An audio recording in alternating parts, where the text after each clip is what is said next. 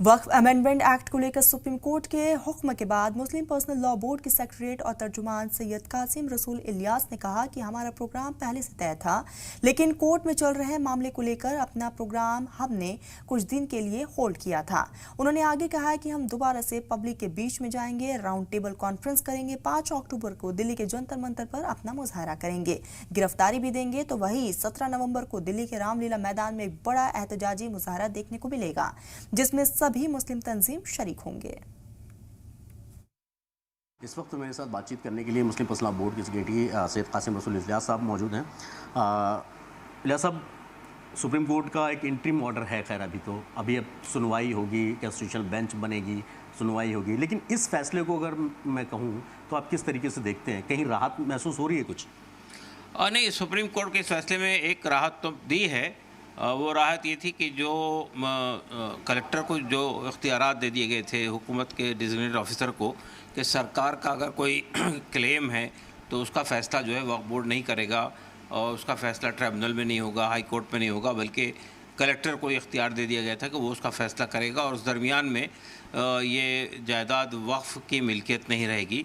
तो इस पर रोक लगा दी है सुप्रीम कोर्ट ने और ये कहा है कि इख्तियारात के अंदर ये जो फ़र्क है वो बाकी रहना चाहिए और ये इसका मामला भी पहले ट्रिब्यूनल में और फिर हाई कोर्ट में तय होगा, उसके बाद ही उसके बारे में फ़ैसला होगा कि वो जायदाद किसकी है और किसकी नहीं है।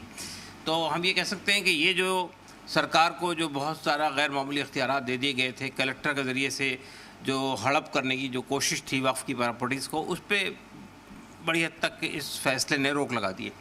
अलबत्ता जो और बहुत सारे कंसर्न थे जिसका हमने बहुत तफसील से सुप्रीम कोर्ट में हमारे वकला ने इजहार किया था, उस पर सुप्रीम कोर्ट ने खामोशी इख्तियार की या बाज़ ऐसे फ़ैसले दिए हैं जो बिलाखिर उस हुकूमत के उस कानून की तायीद में ही जाते हैं। तो मैं ये समझता हूँ कि बाय एंड लार्ज ये फ़ैसला बहुत ज़्यादा तशफ़ी बख्श नहीं है, लेकिन हम ये समझते हैं कि ये इंटरिम जजमेंट है, उसके बाद कॉन्स्टिट्यूशनल बेंच बनेगी और उसमें ये पूरा मसला ज़ेर बहस आए। दूसरा सबसे अहम चीज़ कि ये तो इंटरिम ऑर्डर एक आ गया है, आप लोगों की अब इसके बाद की क्या तैयारी है?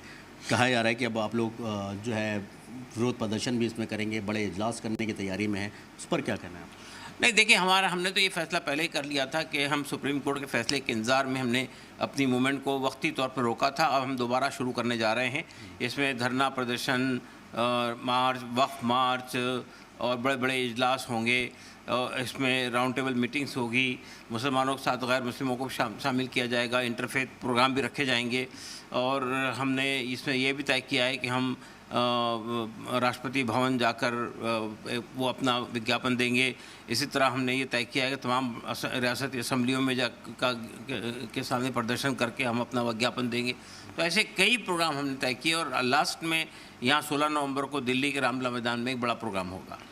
अक्टूबर में भी कोई एक प्रोग्राम है जंतर मंतर पर आप लोग करने जा रहे हैं, एक प्रोटेस्ट कर रहे हैं? प्रोग्राम है जिसमें हमारे सेंट्रल लीडरशिप जो है बोर्ड की भी और तमाम मुस्लिम तंजीमों की गिरफ्तारी देगी। तो जाहिर बात है कि जब भी हमने फैसला किया कि हम इसमें धरना भी देंगे और गिरफ्तारी भी देंगे, तो उसमें तमाम लीडरशिप पूरी, यानी बोर्ड की लीडरशिप और जमात इस्लामी की लीडरशिप, जमात उलमा की लीडरशिप, जमात अहले हदीस की लीडरशिप, बरेलवी लीडरशिप, सब लोग शामिल। पॉलिटिकल पार्टीज़ को हमने जो रामलीला मैदान का प्रोग्राम है उसमें बुलाया है। मुस्लिम पर्सनल लॉ बोर्ड एक बार फिर मैदान में उतरने को तैयार है। हालांकि ये प्रोग्राम पहले से डिसाइड था, लेकिन सुप्रीम कोर्ट के फैसले का एक इंटरिम ऑर्डर का इंतजार ज़रूर था। वीडियो जर्नलिस्ट मुकेश आकला के साथ सैयद मुबशर, जी मीडिया, दिल्ली।